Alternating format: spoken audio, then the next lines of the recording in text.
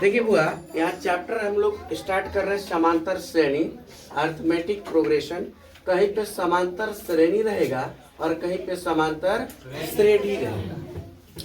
इससे कोई फर्क नहीं पड़ता है। सबसे पहले ये समझिए कि समांतर श्रेणी को एपी, समांतर श्रेणी को क्या कहा जाता है? एपी। कौन ए? हाई वाला ए, हाई वाला पी। एपी से हम लोग सूचित करते हैं।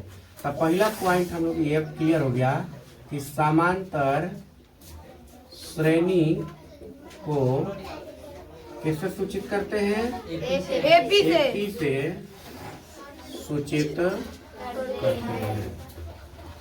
अब देखिए बुआ, ये एपी का मतलब क्या है, एपी है क्या, इसमें हम लोग क्या पढ़ेंगे? तो इसमें हम लोग पढ़ेंगे श्रेणी के बारे में। श्रेणी क्या होता है? तो एक के बाद जो दूसरा आता है, दूसरा के बाद तीसरा आता है, तीसरा के बाद चौथा आता है, चौथा के बाद पांचवा, ऐसे ही आते रहता है। लेकिन आने के क्रम में इसके बीच का जो गैप रहेगा ना, गैप को हम लोग अंतर बोलते हैं। गैप को क्या बोलते हैं? अंतर। और अंतर अगर समान है तो वही तो समांतर है। यानी दो पदों के बीचों का अंतर अगर हर जगह एक ही है तो हम उसको समझेंगे कि यह समांतर है।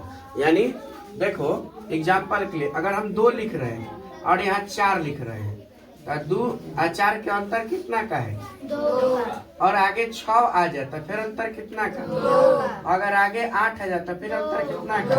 और आगे 10 आ जाता तो अंतर कितना का? तो हर जगह 2-2 के अंतर है ना। यानी समान अंतर वाले को ही तो समांतर कहते हैं। और चूंकि लगातार पद आ रहे हैं तो इसको हम लोग समांतर श्रेणी कहते हैं। समझ गए क्या कहते हैं? समांतर श्रेणी कहते हैं। तो पहला चीज आपको क्लियर हो गया कि हम लोग समांतर श्रेणी को किससे सूचित करते हैं? एपी से। और श्रेणी किसको कहते हैं? जिसके पदों के अंतर बराबर हो। पद इसको पहला पद बोलते, दूसरा पद, तीसरा पद, चौथा पद, पांचवा पद, इसको हम लोग इस प्रकार से बोलते हैं। अब देखिए ये जो ना एपी जो होता है, अब हम समांतर श्रेणी ना लिख के क्या लिखेंगे? एपी। एपी का मतलब आपको समझना है क्या? समांतर या अर्थमेटिक प्रोग्रेशन इंग्लिश होता है, ठीक है। अब एपी जो है ये 2 तरह का होता है। एगो एपी जो होगा ना जाके लास्ट में खत्म हो जाता है, और एगो एपी होगा जो डॉट डॉट डॉट में रहता है, खत्म में नहीं होता है। यानी उसका कब अंत होगा ये पता नहीं रहता है। अब इसके बारे में हम लोग जानेंगे। जैसे एग्जाम्पल के लिए हम मान लीजिए एगो एग्जाम्पल एपी ले रहे हैं, ऐसे करके लिखते हैं तो 2, 4, 6 डॉट डॉट मान लो कि 20। तो देखिए अंतिम पद पता चल गया ना हमको, अंतिम पद पता चल गया। लेकिन एगो और एपी लिख रहे हैं, इसमें हमने अंतिम पद नहीं लिखा। तो एपी ना 2 तरह के होते हैं। एक वो एपी होता है जिसका अंतिम पद पता होता है, और एक ऐसा एपी होता है जिसका अंतिम पद पता नहीं होता है। अब समझिए जिसका अंतिम पद पता होगा ना, है ना, जिसका क्या अंतिम पद पता होगा उसको हम लोग कहते हैं परिमित एपी। अंतिम पद पता होगा तो उसे हम लोग क्या कहते हैं? परिमित एपी। आज जिसका अंतिम पद पता नहीं होगा उसको कहेंगे अपरिमित एपी। 2 बात क्लियर हो गया। पहला बात बताया कि एपी किसको कहेंगे?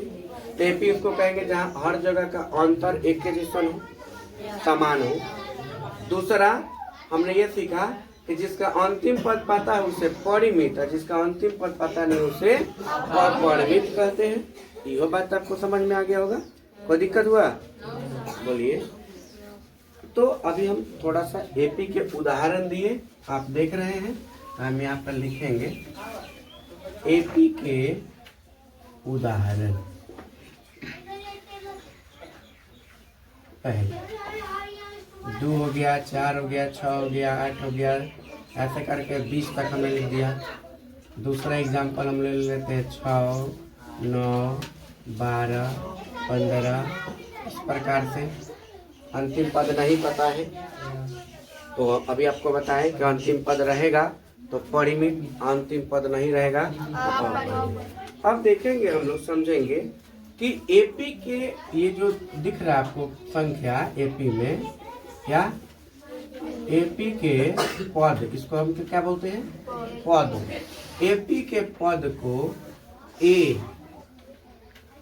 एपी के पद को ए या टी से लिखते हैं। क्या कहते हैं, एपी के पद को ए या टी से लिखते हैं। अब पद कौन सा है, तो पद यही है, 2 4 6 8 डॉट डॉट, आगे भी होगा, आगे 10 12 14 16 20 तक, ऐसा ही एपी है। तो ये पहला पद हो गया, दूसरा पद हो गया, तीसरा पद हो गया, चौथा पद हो गया, ऐसे ही आगे पद जा रहा है। अब हम यहाँ पर लिखे कि एपी के जो पद हैं उसको किससे लिखिएगा, ए से और चाहे टी से, ऐसे ना लिखिएगा। देखिएगा अब जो बिहार बोर्ड वाली एनसीईआरटी बुक है उसमें ए से सूचित करता है, बाकी जो अन्य पब्लिकेशन का बुक है उसमें किससे लिखेगा, टी से लिखेगा। इसलिए ए और टी दोनों आपको क्या करना है, दिमाग में रखना है। कोई दिक्कत होगा, कोई दिक्कत होगा, हाँ?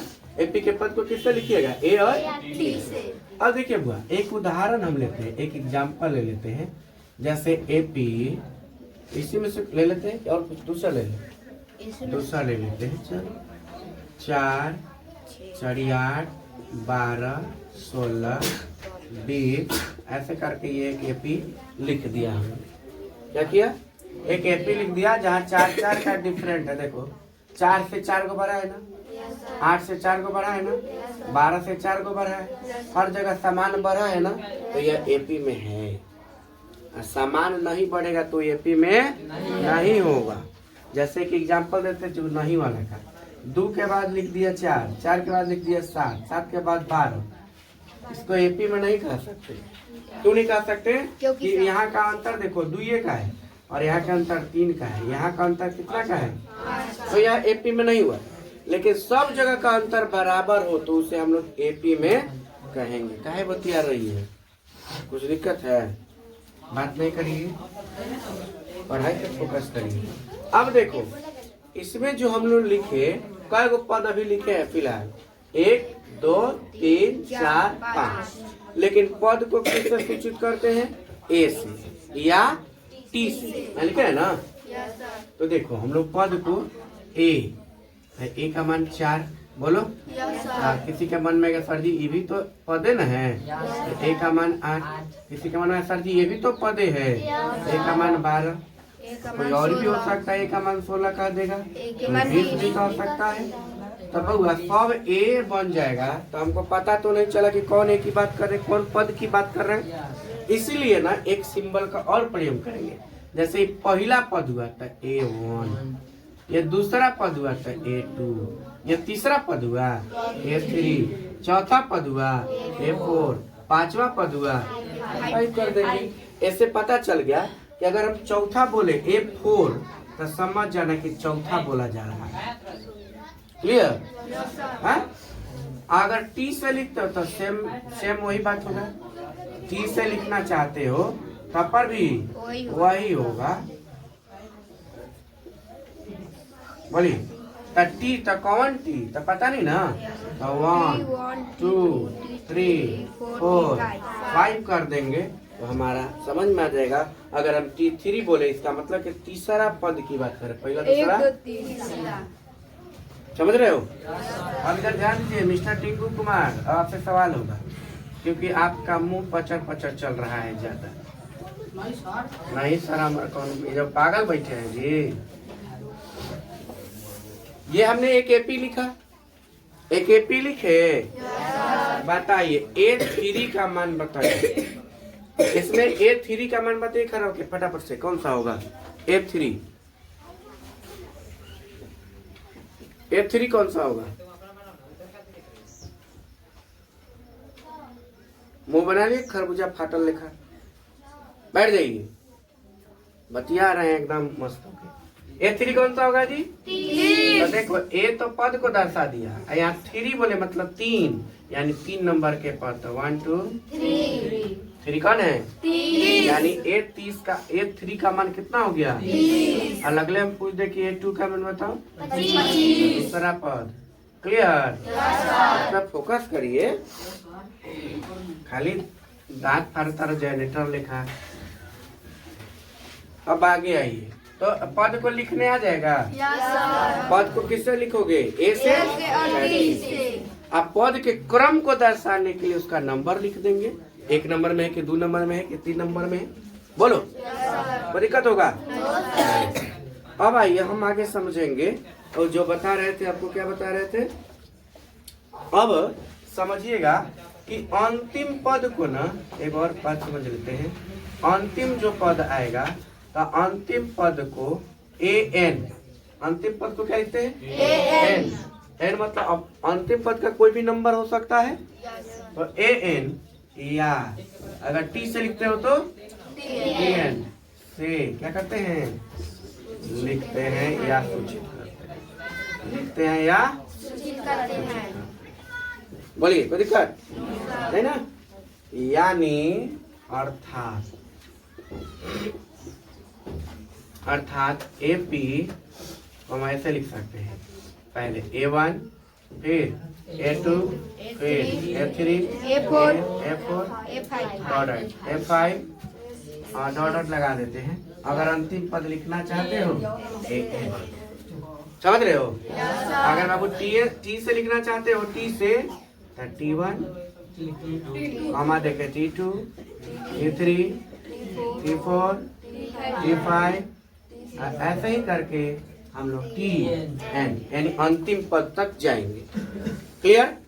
कोई दिक्कत? शॉर्टकट नहीं ना है? चलिए।